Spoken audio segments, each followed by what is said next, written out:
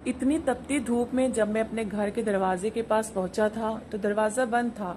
बार बार बजाने पर भी कोई ना आया। मुझे बहुत गुस्सा आ रहा था। कुछ ही देर के बाद मेरी माँ ने दरवाजा खोला और मैं थका हुआ पसीने में भीगा घर के अंदर गया।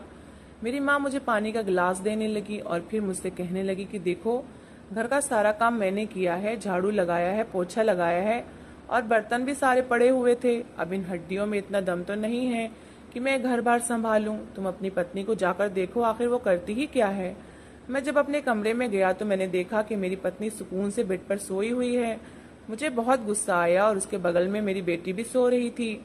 एक पल को मैं सोचने लगा कि देखो, मैं सारा दिन ऑफिस में मेहनत करता हूँ, अपना सर खपाता हूँ और बॉस की झिड़कियां सुनता रहता हूँ, और इसके बाद 2 स्टॉप बदलकर घर आता हूँ और रागनी को देखो कितने सुकून से सो रही है।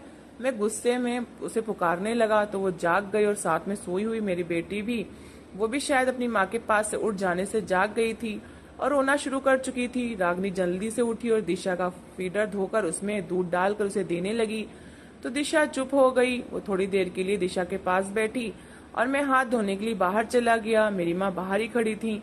वो मुझसे कहने लगी, देख लिया आज तुमने अपनी आंखों से, देख लिया है कि तुम्हारे जाने के बाद तुम्हारी पत्नी आराम करती रहती है और घर का ज्यादातर काम तो मैं खुद करती हूँ। मैं सोचने लगा कि रात को दिशा को सुलाते हुए काफी टाइम हो गया था, लेकिन दिशा फिर भी नहीं सो रही थी और रागनी दिशा को लेकर दूसरे कमरे में चली गई थी। लेकिन इसके बावजूद काफी टाइम मुझे आवाज आती रही। दिशा बिलक बिलक कर रोती रही और कितने घंटे मैं सो नहीं पाया था। फिर ना जाने कब मेरी आंख लगी और कुछ घंटे सोने की वजह से मेरा सर दर्द से फट रहा था। पता नहीं रागनी कितनी देर नहीं सोई होगी। बहरहाल मैं कमरे की तरफ मुड़ा तो मेरी माँ फिर मेरे पीछे से आवाज देने लगी कि अपनी पत्नी को बोलो कि तुम्हें चाय पानी का पूछे, जब देखो पलंग तोड़ती रहती है, दिशा का बहाना बनाकर रखा हुआ है और खुद सो जाती है। मुझे बहुत गुस्सा आ गया। मैं जब कमरे में गया तो रागनी फिर सोई हुई थी। मैंने गुस्से से उसे पुकारा और उससे कहा, आखिर तुम घर में करती ही क्या हो। मेरी इस बात से वो मुझे हैरत से देखने लगी। वो रोने लगी और कहने लगी कि मेरे सर में बहुत तेज दर्द है। मैंने गुस्से से अपनी पत्नी को देखा और कमरे से बाहर चला गया। मैं अपनी माँ के कमरे में गया। आज तो मेरी बड़ी बहन भी आई हुई थी। मुझे देखकर शोर मचाने लगी। वो कहने लगी कि तुम्हें जरा भी अपनी माँ का ख्याल नहीं है, अपनी पत्नी का ही ख्याल रखना। तो जब भी आती हूँ तुम्हारी पत्नी को आराम करते हुए ही देखा है, घर में वो करती ही क्या है। मैं चुपचाप बैठ गया। थोड़ी देर बैठने के बाद मैं किचन में चला गया। जब मैं किचन में गया तो मेरी पत्नी वहां पर मौजूद थी। मेरी माँ को लीवर की प्रॉब्लम थी, इसलिए मेरी पत्नी उनके लिए परहेजी खाना बनाती थी, जबकि मुझे चटपटे खाने पसंद थे, इसलिए वो मेरे लिए अलग और माँ का परहेजी खाना अलग बनाती थी। कभी कभी वो बिजी हो जाती, माँ थोड़ा बहुत अपने लिए खाना बना लेती थी। रात को फिर दिशा के पेट में बहुत दर्द था। वो बहुत ज्यादा रोने लगी। मैं जब गहरी नींद सो रहा था तो उसके रोने की आवाज आई। मैंने गुस्से से अपनी पत्नी को देखा और उससे कहा, तुमने तो सारा दिन अपनी नींद पूरी कर ली है सोकर, मेरी नींद क्यों हराम कर रही हो। इसीलिए और दूसरे कमरे में जाओ। वो चुपचाप उठी और दूसरे कमरे में चली गई, जबकि मैं सुकून से सो गया। अगले दिन मैं ऑफिस चला गया। वहां सारा दिन मैं काफी टेंशन में रहा। एक तो नींद पूरी नहीं हुई थी, अपने लिए चाय का कप मंगवाया और चाय पीने लगा। बॉस ने भी आज बहुत ज्यादा काम दे रखा था। चाय के साथ एक पेन किलर भी ली। सुबह घर से निकलते हुए रागनी ने लंच भी दिया था। चाय पीने के 1 घंटे बाद मैंने लंच किया और फिर जो ऑफिस का काम बचा हुआ था वो करने लगा। 3 बजे ऑफिस से छुट्टी हो जाती थी, लेकिन मेरा काम अभी तक पूरा नहीं हुआ था, क्योंकि आज मेरी तबीयत बहुत खराब थी। मुझे बहुत चिड़चिड़ापन महसूस हो रहा था। एक तो दिशा ने भी तंग किया हुआ था और ऊपर से दीदी के 2 बच्चे भी आए हुए थे। बहरहाल 4 बजे तक मैंने अपना काम खत्म किया और मेरी उस वक्त बस भी जा चुकी थी। काफी टाइम में दूसरी बस का इंतजार करता रहा। इसके बाद मेरी बस आई और मैं उसमें बैठ गया। गर्मी भी बहुत थी। मैं घर आया तो रागनी कमरे में ही मौजूद थी और दिशा को सुलाया हुआ था। मैंने गुस्से से उसे देखा और कहा कि तुम अब जागी हो, लेकिन वो कहने लगी, नहीं, दिशा की तबीयत बहुत खराब थी, मैंने अभी दवाई देकर इसे सुलाया है, इसके पेट में बहुत दर्द था। वो उठी और मेरे लिए चाय पानी लेकर आई। मैंने उसे चाय बनाने के लिए कहा। वो चाय बनाने के लिए किचन में गई तो माँ मेरे कमरे में आ गई और बैठ गई। मैंने अपनी माँ से हालचाल पूछा तो वो कहने लगी, रमन बेटा, तुम्हारी पत्नी अब उठी है, कुछ भी नहीं करती। मुझे बहुत गुस्सा आया। मैं उठा और किचन में रागनी पर चिल्लाने लगा। मैंने उससे कहा कि तुम दफा हो जाओ, अपने माँ बाप के घर चली जाओ, यहाँ पर तुम करती ही क्या हो। जबकि वो मुझे हक्का बक्का सी देखने लगी और परेशान हो गई। कहने लगी, रमन क्या बात है, आप क्यों मुझ पर चिल्ला रहे हैं। जबकि मैं उसे घूरे जा रहा था और मैंने उससे यही कहा था कि अब आदमी किस लिए शादी करता है, कि पत्नी उसका घर संभाले, उसके बच्चों का ख्याल रखे, और क्या मेरी माँ इस हालत में घर के काम करते हुए अच्छी लगती हैं? तुम्हें जरा भी ख्याल नहीं है कि मेरी माँ की तबीयत भी ठीक नहीं रहती? जबकि रागनी मुझे परेशानी से देखे जा रही थी। कहने लगी, नहीं रमन, मैं सारा काम खुद करती हूँ। अब सारा काम करने के बाद मैं कमरे में जाकर आराम कर रही थी। पूरी रात दिशा ने भी मुझे सोने नहीं दिया, जबकि मैं इसी बात पर अड़ा हुआ था कि नहीं, मैंने खुद कल अपनी आंखों से देख लिया है कि तुम क्या कुछ करती हो। जब मैं आया तो तुम सो रही थी। रागनी चुप रही, कुछ न बोली, जबकि मुझे बहुत गुस्सा आ रहा था। मैंने गुस्से से उससे कहा कि दफा हो जाओ, अपने माँ बाप के घर जाओ और जितना मर्जी आराम करो। वो चुप हो गई और जाकर उसने अपने भाई को फोन किया। कुछ ही देर में उसका भाई उसे लेने आ गया था। उसने अपना और दिशा का सामान पैक किया। जब मैंने देखा कि वो दिशा के कपड़े भी रख रही है और उसकी जरूरत का सामान भी, तो मुझे और गुस्सा आ गया। मैंने वो सामान उसके बैग से निकलवाया और उसे बहुत डांटा कि तुम्हें जाना है तो जाओ, लेकिन मैं दिशा को तुम्हारे साथ नहीं भेजूंगा।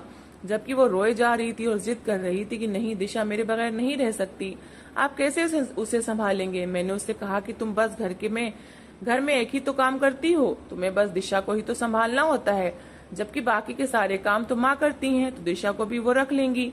फिर ऑफिस से वापस आकर मैं खुद दिशा को देख लिया करूंगा, तो तुम्हें उसके लिए परेशान होने की जरूरत नहीं है। उसका भाई बाहरी गाड़ी में बैठा हॉर्न दे रहा था। रागनी के मायके वाले अच्छे खाते पीते लोग थे, उनके हालात काफी अच्छे थे। हालात तो हमारे भी ठीक ही थे। मैंने बस बाइक रखी हुई थी और ऑफिस दूर होने की वजह से मैं बस में ही जाता था, और एक तो गर्मी की वजह से मैं बाइक का इस्तेमाल भी कम करता था। थोड़ा रास्ता भी सुनसान था, इसलिए बस में कुछ सिक्योरिटी फील होती थी। बहरहाल बार बार हॉर्न बजाने पर रागनी अपना सामान उठाकर चली गई। जब वो दिशा को उठाने लगी तो मैंने उससे दिशा को छीन लिया और उसे बाहर की तरफ धक्का दिया। वो गिरते गिरते बची थी। वो रोते हुए जाकर अपने भाई की गाड़ी में बैठ गई। उसका भाई गाड़ी से बाहर निकला, शायद वो अपनी भांजी को मुझसे लेना चाहता था। मेरी तरफ आने ही वाला था कि रागनी ने उसे मना कर दी और कहा, नहीं भाई, आप ना जाएं, और वो चुपचाप गाड़ी में बैठ गया और अपनी बहन को लेकर चला गया। जबकि मैं कमरे में आया, दिशा रो रही थी। मैंने आगे पीछे उसका फीडर देखा, वो मुझे कहीं नहीं मिला। जब मैं किचन में गया तो फीडर वैसे ही सिंक में पड़ा हुआ था। मैंने दिशा को नीचे फर्श पर बिठाया, कुर्सी या टेबल पर नहीं बिठाया क्योंकि वो नीचे ही ना गिर जाए। उसे फर्श पर बिठाकर मैंने फीडर धोया, फ्रिज से दूध निकाला और गर्म किया और दिशा को फीडर में डालकर दिया। फिर मैं उसे कमरे में ले आया। काफी टाइम हो गया था। मैंने सोचा कि अब तो कुछ खाने का भी देखना है। माँ के कमरे में गया और माँ से पूछा कि क्या पकाना है। माँ कहने लगी, क्यों, तुम्हारी पत्नी ने कुछ नहीं पकाया? मैंने कहा, नहीं माँ, वो तो चली गई, मैंने उसे घर से निकाल दिया है।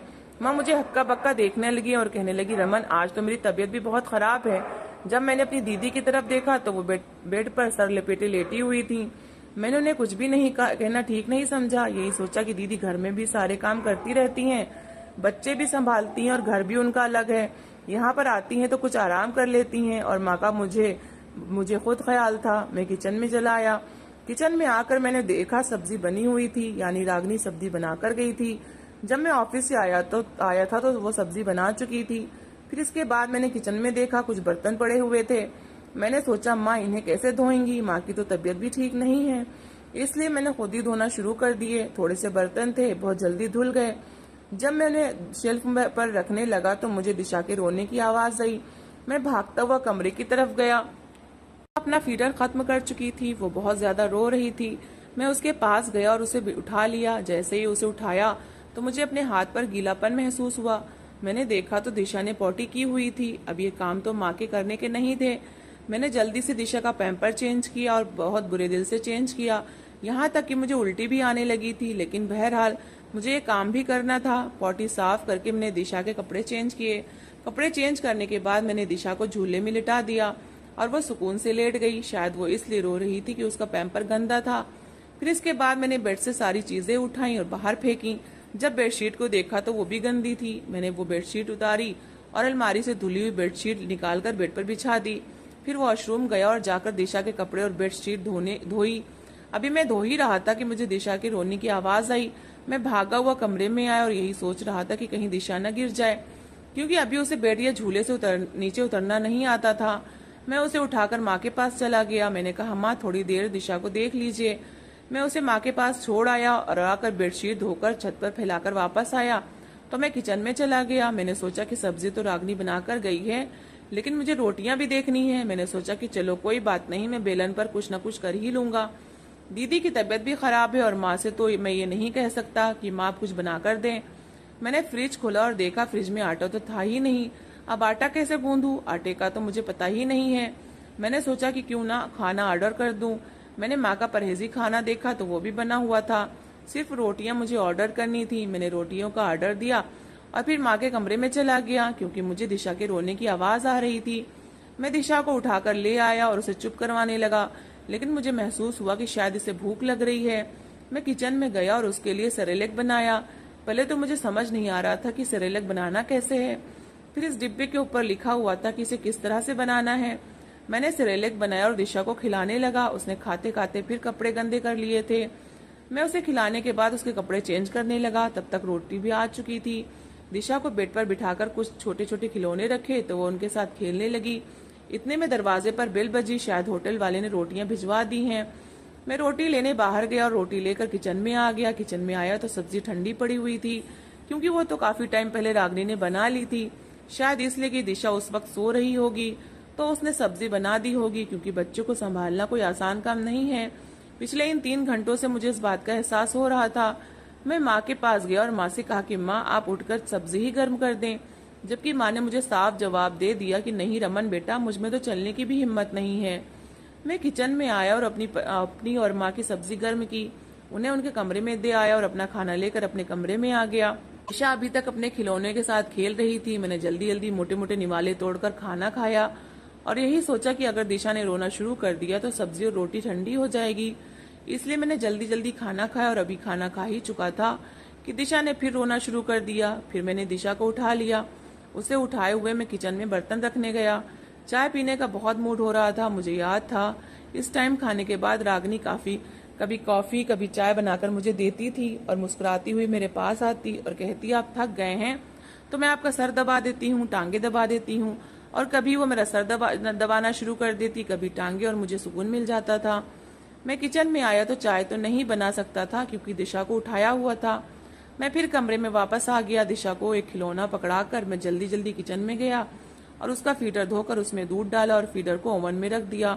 दूध बस 1 मिनट में ही गर्म हो गया। मैं जल्दी से फीडर लेकर कमरे में आया। तब तक दिशा के रोने की आवाज फिर आ रही थी। मैंने दिशा को फीडर दिया और वो चुप हो गई। फिर मैं उसे अपने हाथों पे लिटाकर कमरे में चलने लगा। कुछ ही देर बाद वो सो गई। मैं खुद भी उसके पास लेट गया। न जाने कब मेरी भी आंख लग गई क्योंकि पिछले 2-3 दिनों से मेरी भी तबीयत ठीक नहीं थी और मैं बहुत थकान महसूस कर रहा था। आधी रात को मेरी आंख खुली तो मुझे एहसास हुआ कि मेरा बिस्तर गीला है। मैंने जल्दी से साइड टेबल पर पड़ा लैंप ऑन किया और देखा तो दिशा का पैम्पर लीक था। मैंने जल्दी से उसका पैम्पर चेंज किया, उसके कपड़े चेंज किए, अलमारी से एक और बेडशीट निकाली और वो भी चेंज की। नींद इतनी ज्यादा आ रही थी कि वो कपड़े और बेडशीट मैंने ऐसे ही वॉशरूम में रख दिए और खुद भी सो गया और दिशा को भी सुला दिया। सुबह उठा तो काफी टाइम हो गया था। तब तक माँ नाश्ता कर चुकी थी, लेकिन जब मैं जागा तो माँ ने मुझसे नाश्ते का नहीं पूछा। मेरी दीदी के बच्चे भी आंगन में खेल रहे थे। दीदी ने भी मुझसे खाने का नहीं पूछा, जबकि मैं खुद ही किचन में आया और फ्रिज से ब्रेड और बटर निकाला और बगैर गर्म किए जल्दी जल्दी खाना शुरू कर दिया, क्योंकि ना तो मुझे पराठा बनाना आता था और ना ही टाइम था। हालांकि मुझे नाश्ते में दही और पराठा पसंद था। मुझे नहीं पता था कि रागनी कब और कैसे दही बना देती थी, कितना दूध डालती थी और इसमें कितना दही मिक्स करती थी। मुझे तो बस हर चीज तैयार मिलती थी। बहरहाल मैंने ब्रेड खाई और जल्दी जल्दी तैयार होकर ऑफिस के लिए चला गया और दिशा को माँ को पकड़ा दिया। सारा दिन ऑफिस में बिजी रहने के बाद जब मैं घर आया तो मुझे गली से ही दिशा के रोने की आवाज आ रही थी। मैंने दरवाजा खटखटाया तो मैंने दरवाजा खोला। दिशा आंगन में ही फर्श पर बैठी रो रही थी। उसके आसपास बहुत से सारे खिलौने पड़े हुए थे। जब मैं अंदर गया तो मुझे देखकर वो और चिल्लाने लगी और पापा पापा कहने लगी, कभी पापा और कभी मामा। मैंने जल्दी से उसे उठाया और वही कल वाला हाल कि उसके पैम्पर से मेरा हाथ गंदा हो गया। मैं बहुत परेशान हुआ और अपनी माँ की तरफ देखने लगा और अपनी माँ से कहा कि माँ, दीदी से ही कह देती है, उनकी भी तो कुछ लगती है, भाई की बेटी है, इंसान कम से कम मजबूरी में ही कोई काम कर देता है। माँ कहने लगी कि नहीं बेटा, तुम्हारी दीदी तो दिन में ही चली गई थी, वो तो 1 महीने से मेरे पास नहीं आई थी और मुझसे मिलने ही आई थी। मैंने माँ से कहा कि दीदी इतना तो देख सकती हैं कि आपकी तबीयत खराब है, 3-4 दिन रह लेती तो क्या हो जाता। लेकिन मैं तो शायद समझ गया था कि वो इन्हीं झमेलों की वजह से घर चली गई हैं। हालांकि पिछले महीने जब वो आई थी तो पूरे 10 दिन रहकर गई थी और मैंने खुद महसूस किया था कि रागनी ने उनके बच्चों को भी संभाला हुआ था और वो आराम ही करती रहती थी, लेकिन फिर भी उनकी जबान पर यही शिकायत रहती थी कि रागनी हमारा ठीक तरह से ख्याल नहीं रखती। मैं यही सोच रहा था कि दिशा के जोर जोर से रोने की आवाज ने मुझे झंझोर दिया। मैं जल्दी से वॉशरूम गया और वहां रात वाले कपड़े देखकर मेरा और दिमाग खराब हो गया। अब जैसा भी था मुझे सब कुछ तो करना ही था। मैंने दिशा के कपड़े उतारे, दिशा को नहलाने लगा। मुझे इस चीज का बिल्कुल एक्सपीरियंस नहीं था, लेकिन यह सब तो मुझे ही करना था। मैंने दिशा को अच्छे से तैयार किया और कमरे की हालत ठीक की। जल्दी से वॉशरूम में जो गंदे कपड़े थे उन्हें धोई, अपनी शर्ट धोई और छत पर फैलाने के लिए चला गया। मुझे बहुत कुछ याद आ रहा था कि इतने सारे काम के बाद भी रागनी ने कभी अपने माथे पर बल नहीं डाले थे। अगर मैं कुछ भी कह देता तो वो आगे से मुस्कुरा देती थी। इसके बाद भी वो मेरा बहुत ख्याल रखती थी। ये सब सिर्फ माँ की वजह से हुआ था, क्योंकि माँ मुझे बार बार ताने देती थी कि तुम्हारी पत्नी करती ही क्या है। पता नहीं माँ को रागनी से क्यों इतनी चिढ़ती। मैं किचन में गया, वहां पर कुछ भी बना हुआ नहीं था। दिशा को दूध गर्म करके दिया और यही सोच रहा था कि इतना भड़काने के बाद माँ ने इतना तो कर लिया कि अपने लिए कुछ परहेजी खाना बना लिया, लेकिन बेटे को पूछा तक नहीं। माँ जो कहती थी कि बर्तन मैं धोती हूँ तो वो सिंक तो बर्तनों से भरा पड़ा था। माँ ये कहती थी कि फर्श मैं साफ करती हूँ, लेकिन 2 दिनों से फर्श भी गंदा था। मैं किचन में गया और कुछ बर्तन धोए, किचन की कुछ चीजें समेटी थी और आकर दिशा को उठाया, उसे प्यार करने लगा और अपनी बेटी से कहा कि चलो बेटा। जब बाहर निकला तो माँ कहने लगी, रमन बेटा कहाँ जा रहे हो? मैंने कहा, माँ मुझे पता है कि मुझे कहाँ जाना है। ये कहते हुए मैंने अपनी बाइक निकाली और दिशा को आगे बिठाया और अपनी बाइक को उस साइड पर ले गया जहाँ मुझे जाना था। जिन रास्तों पर मेरी मंजिल थी, मैं ये समझ गया था कि मैं रागनी के बगैर कुछ भी नहीं हूँ। मेरी पत्नी के बगैर मेरा घर अधूरा है। ये सब कुछ मेरी बेटी, मेरा घर तो मेरी पत्नी ने ही संभाला हुआ था। मुझे अभी भी याद आ रहा था कि सुबह ऑफिस के लिए कपड़े निकालना भी मेरे लिए कितना मुश्किल हो रहा था। वो तो शुक्र है कि रागनी ने कुछ कपड़े मेरे प्रेस करके अलमारी में लटकाए हुए थे। मैं इन्हीं सोचों में था कि रागनी के मायके के करीब पहुंच गया। मैंने दरवाजा खटखटाया तो दरवाजा रागनी की भाभी ने खोला। मैं नमस्ते करते हुए अंदर आ गया। उन्होंने दिशा को मेरी गोद से लिया। मैंने उनसे रागनी के बारे में पूछा। उन्होंने कहा कि वो अंदर कमरे में बैठी है। मैं जब रागनी के पास गया तो मैं देखकर हैरान रह गया कि उसकी आंखें सूजी हुई थीं। शायद वो बहुत ज्यादा रोई थी। मैंने उसे पुकारा। मुझे देखकर वो बहुत हैरान हुई और जल्दी से उठ खड़ी हुई और मुझसे दिशा का पूछने लगी। जल्दी से भागकर बाहर गई और उसने दिशा को उठा लिया और उसे चूमने लगी। ये सब देखकर मैं मुस्कुराने लगा और मैंने रागनी का हाथ पकड़ लिया और उससे कहा, रागनी मैं तुमसे माफी मांगने आया हूँ। तुम्हारे बगैर मेरा घर अधूरा है। मेरा इतना ही कहना था कि वो मुस्कुरा दी और दिशा को खूब प्यार करने लगी। वो एक पत्नी भी थी और एक माँ भी थी। वो हंसी खुशी मेरे साथ मेरे घर वापस आ गई। बस इन 2 ही दिनों में मुझे एहसास हो चुका था कि पत्नी के बगैर सब कुछ अधूरा है, घर, पति और बच्चे। तो दोस्तों, इस कहानी को लेकर आपकी क्या राय है? कमेंट बॉक्स में जरूर बताएं और अगर कहानी अच्छी लगी हो तो प्लीज लाइक करें।